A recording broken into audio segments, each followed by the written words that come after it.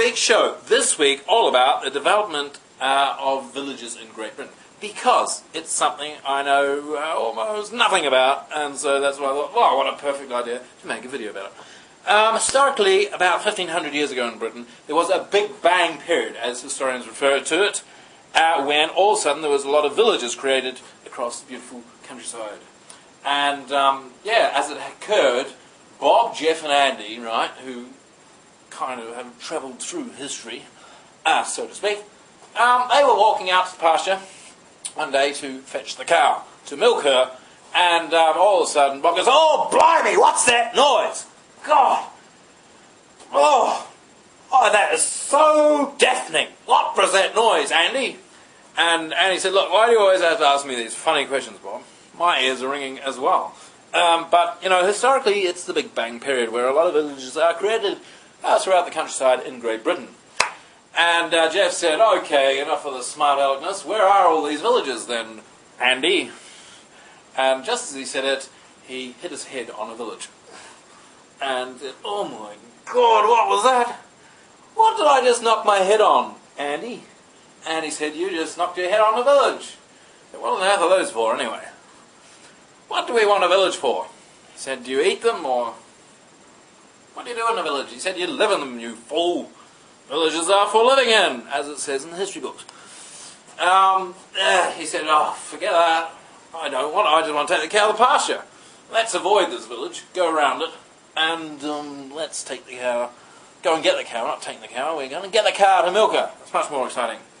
So they went around the village, like that. And they said to each other, "Look, aren't we living the sort of life everyone has envied for so long, walking to the pasture and getting the cow to milk her and all that, you know?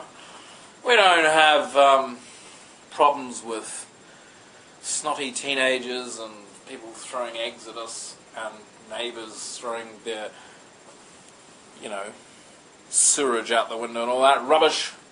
That's going to come with the development of villages, are we, you know?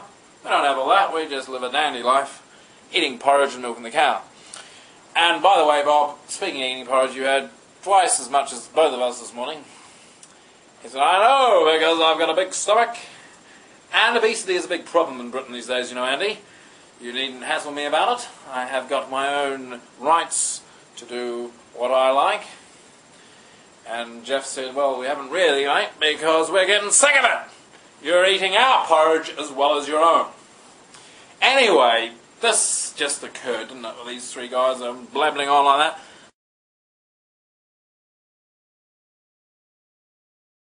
But, you know, when they were going back that evening, they were walking along, and they said, "Hey, hang on, just go easy, Jeff. This morning you walked into this village.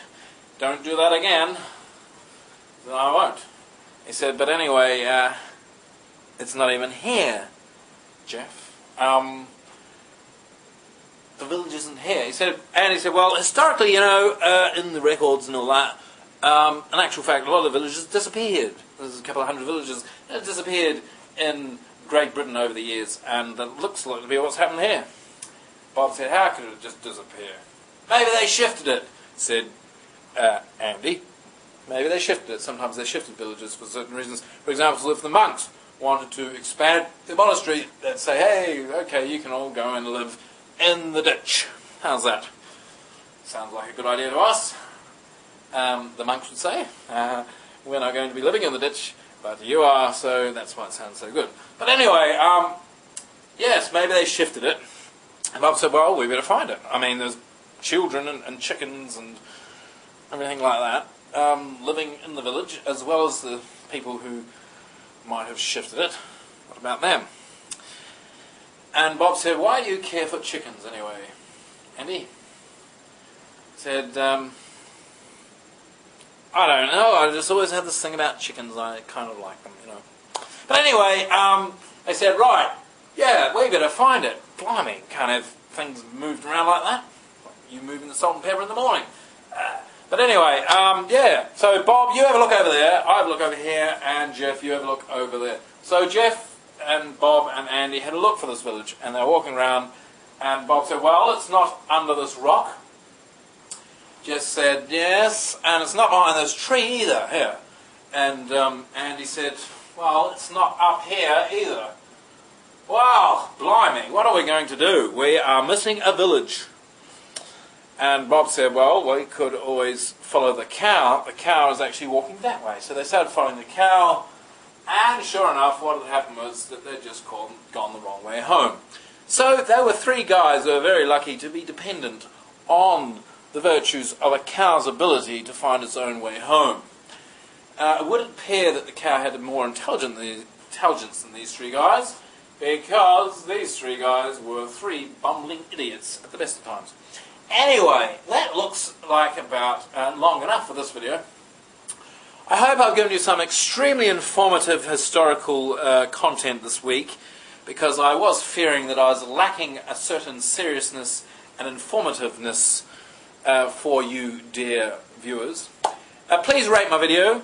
Even better, subscribe. Thanks a lot, and I'll see you in 3 million years' time. No, not really. Next week. Bye.